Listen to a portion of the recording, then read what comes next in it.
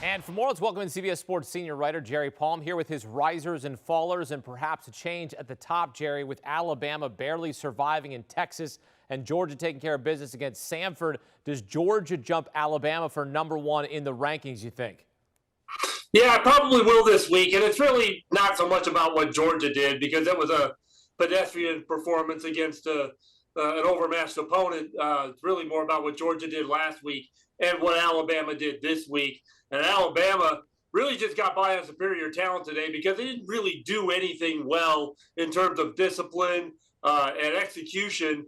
And it was enough to win, but really they got by on their talent today. And Nick Saban's going to have a lot to talk to these guys about this week. He's probably going to lay down the law. Yeah, they had a ton of penalties, 15 penalties in the game, 11 in the first half. All right, now let's get your college football playoff riser. Who stood out to you the most on really a wild day filled with plenty of upsets?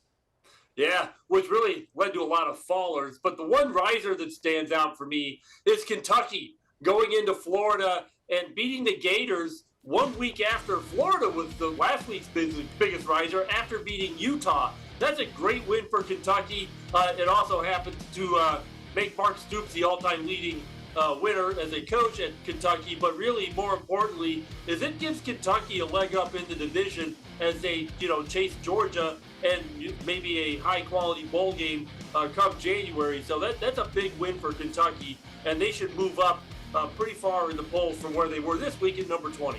Yeah, that was a little head scratching, right? I mean, considering what Florida did last week and how good they looked against Utah, and then this week, Anthony Richardson, they just kind of fell on their face a little bit. They weren't as good this week, and it's just sometimes it's week to week how teams go up and down. And speaking of that, as for your fallers here, Notre Dame and Texas A&M both getting upset. The Fighting Irish fall to 0-2.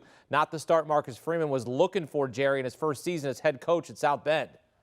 Yeah, Notre Dame is definitely the biggest faller this week, and actually Freeman is now 0-3 as a coach at Notre Dame because he lost the bowl game to Oklahoma State last year.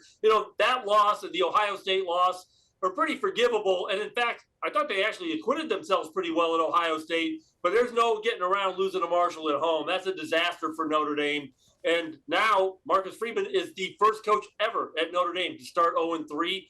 They've got a lot of work to do, especially offensively, to get back in the hunt for the college football playoff, but also just to do your Sixth Bowl because they still have to play a USC team that looks very good early this season. Jerry Palm always on the rise, but here with his risers and fallers in week 2. Jerry, thanks. Do you want a sports network that delivers everything that matters about the game? The highlights, the picks, the instant analysis, no yelling, no fake debates, no politics. Hit the subscribe button and never miss a moment.